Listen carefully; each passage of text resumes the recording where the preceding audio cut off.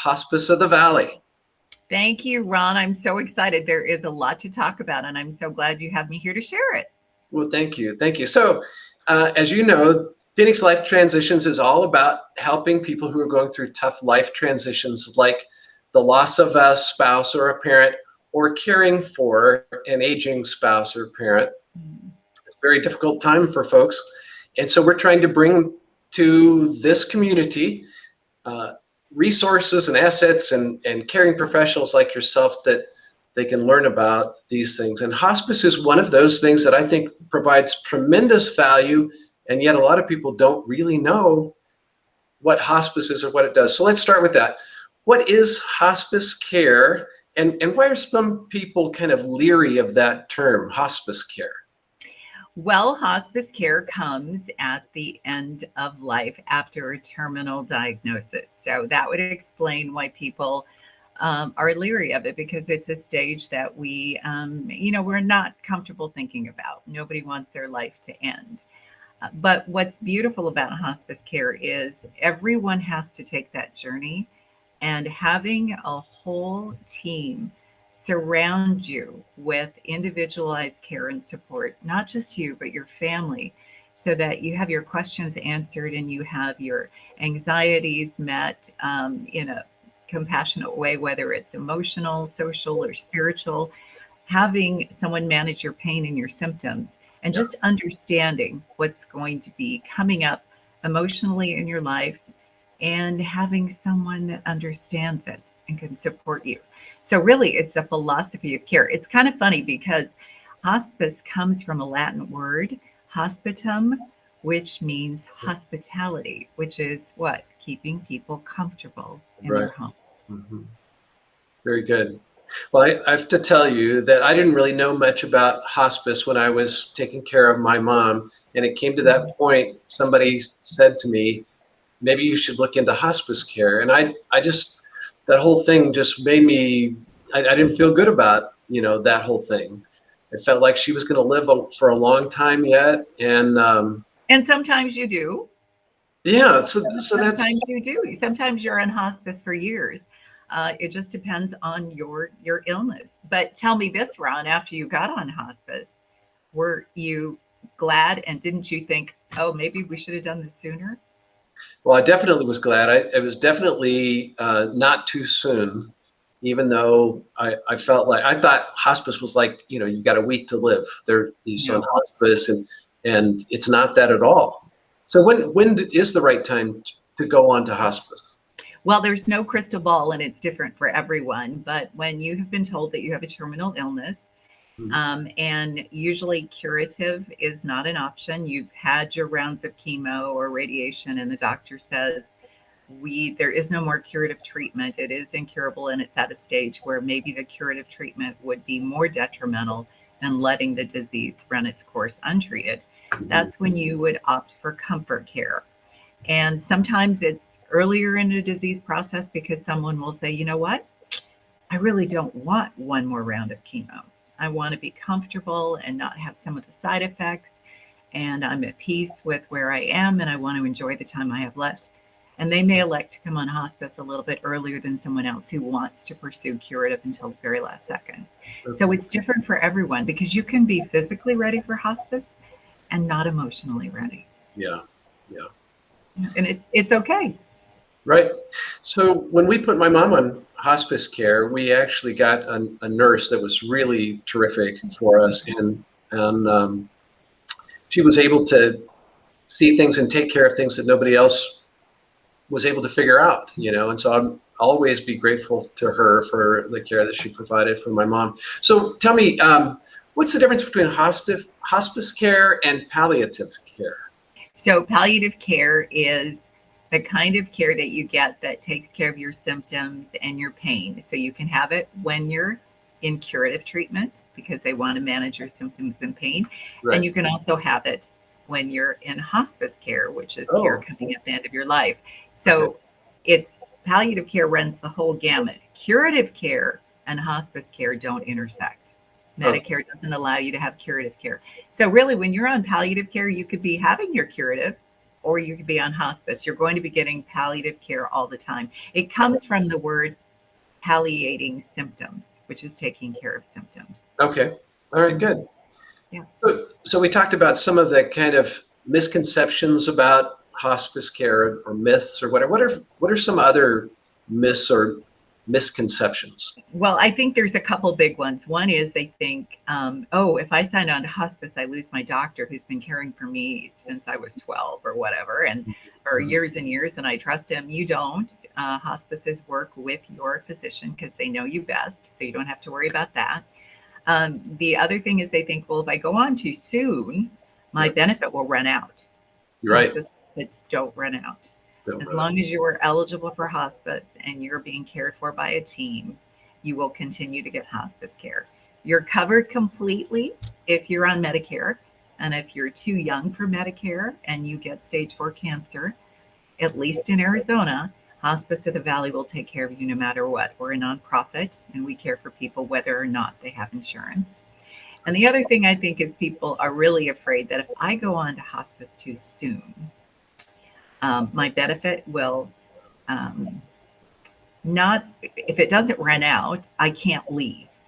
That's not true. So if you come to hospice and you've had lots of curative care and you're pretty worn down and you can't eat and you don't weigh very much and you don't feel that good, and then you get all this wonderful care because you're not taking the harsh curative treatments anymore, and you start getting your appetite back and you gain weight and you're stronger, you can actually sign yourself off of hospice and go pursue more treatments.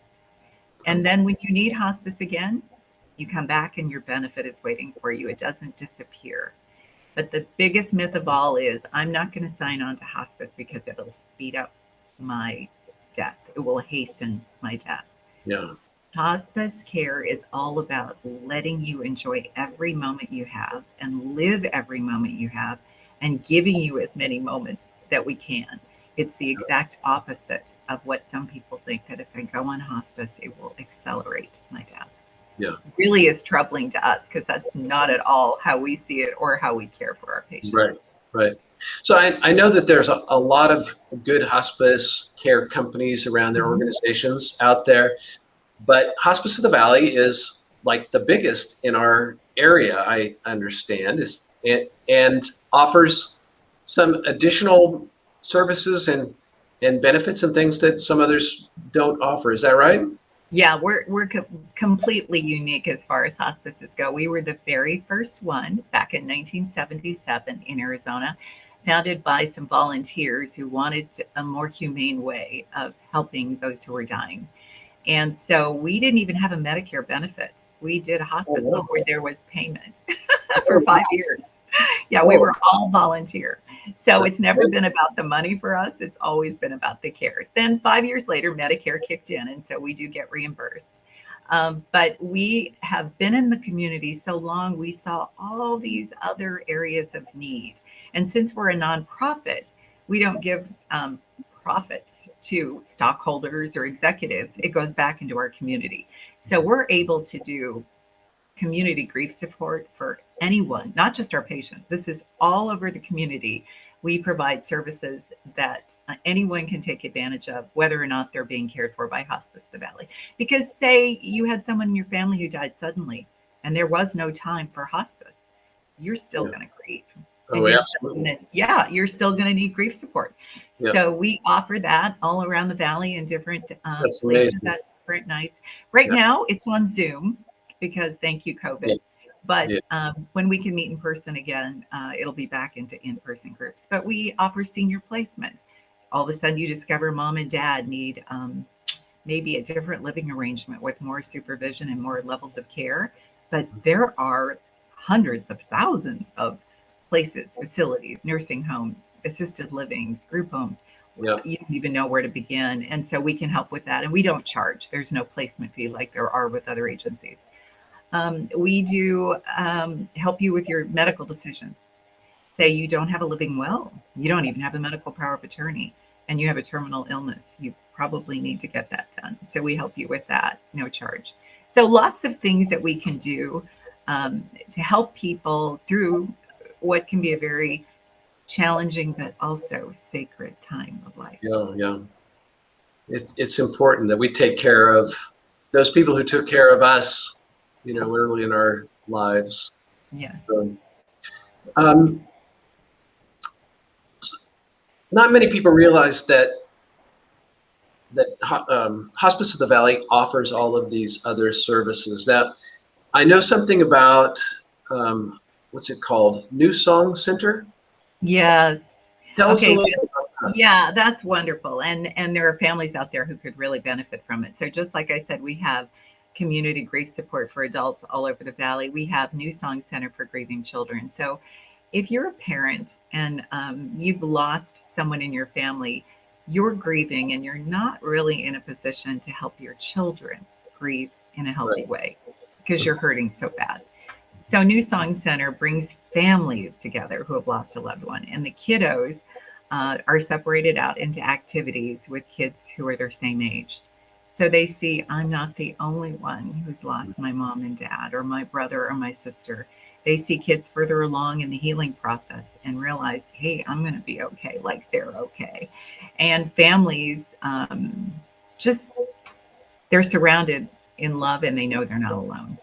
Yeah. So it's a beautiful community grief support that we specialize in just for families. Right. But I bet you want to ask me about dementia care because I have to tell you. I really want everybody to know about it because we're about to open our dementia care and education campus in the Arcadia area, 44th Street and Indian School, Indianola. If people have been driving by going, what is that beautiful building? It's our dementia campus. Just like we come into your home for hospice to provide hospice care, we have dementia educators. They're teams of people who go into your home when someone in your family has dementia. And we help the caregiver understand how that disease is going to progress. What are ways to communicate when some of the behaviors kick in or the ability to communicate is gone? How do I make sure they feel safe and loved? And when they don't recognize me, all of those things, how do I deal with behaviors like asking me 100 times in 5 minutes when we're going to have lunch? All of those things stress caregivers out. They raise the anxiety level in the home. They hurt relationships between people that love each other. So we're there to provide support and show them that dementia is a very challenging illness. It can be long-term, but there are ways to still provide loving care and communicate and build connection. Yeah.